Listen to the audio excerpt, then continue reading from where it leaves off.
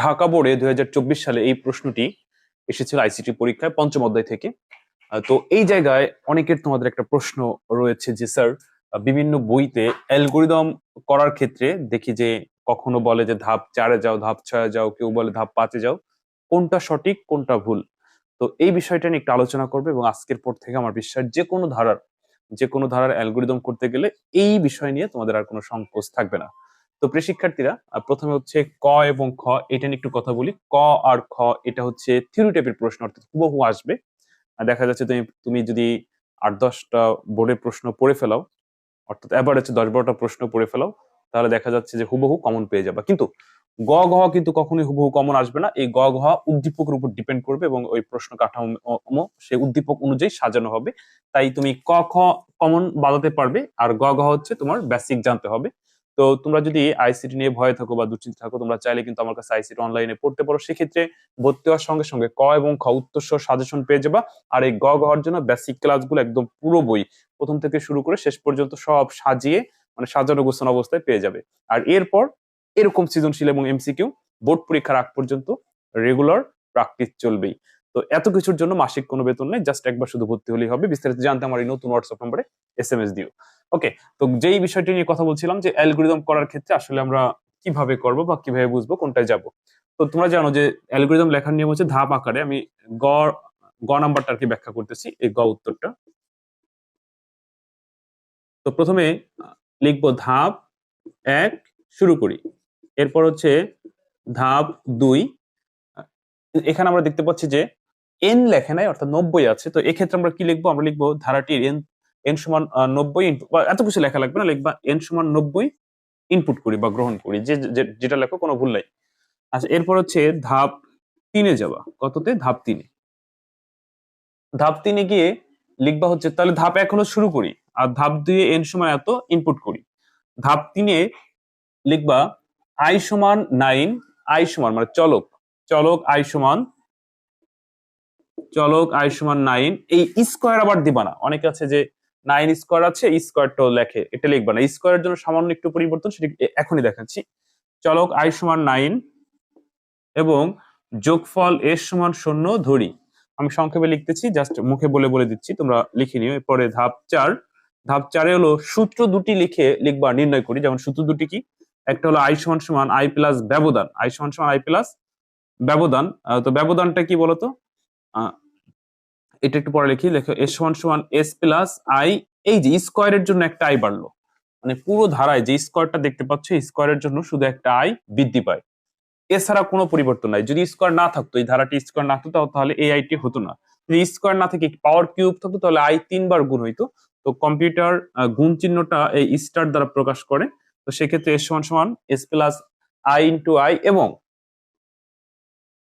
এবং ব্যবধান আই সমান সমান, ব্যবধান হচ্ছে আই সমান সমান আই প্লাস কত? এখানে দেখো তোমরা একটা ধারা দেখতে পাচ্ছ 9, 12, 15, অর্থাৎ 3 করে করে ব্যবধান।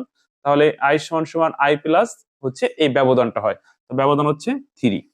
ওকে, তো এই সূত্র দুটি লিখবা নির্ণয় করি। তো স্কোয়ারের জন্য কি পরিবর্তন বুঝালাম। মেইন যে অংশটা, এই জায়গায় এসে তোমাদের প্রশ্ন থাকে যে স্যার আমরা কিভাবে বুঝবো? এক একটা বইতে এক এক রকম। যেমন আমি যদি তোমাদের একটা বই দেখাই, এটা হচ্ছে লেকচার পাবলিকেশন। এখানে এই প্রশ্নটা সমাধান করতে গিয়ে তারা বলছে, যদি আয়ের মান এন এর থেকে ছোট বা সমান হয়, তাহলে 5 নং ধাপে যায়, অন্যথায় 6 নং ধাপে ফিরে যায়। অর্থাৎ এরা যে ডিজাইনটা মানে অ্যালগোরিদমের ফ্লোচার্টের যে ডিজাইনটা করছে, সেই অনুযায়ী ধাপ 5 এবং 6 তাদের উল্লেখ করা প্রয়োজন।